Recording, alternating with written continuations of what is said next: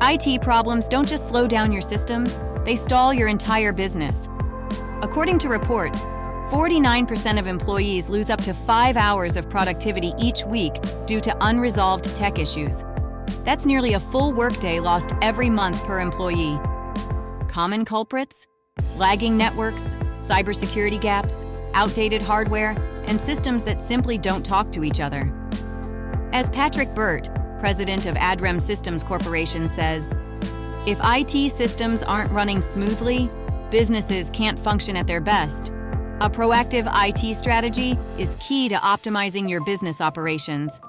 That strategy should include network monitoring, routine maintenance, regular employee training, and a plan to retire old hardware before it becomes a bottleneck.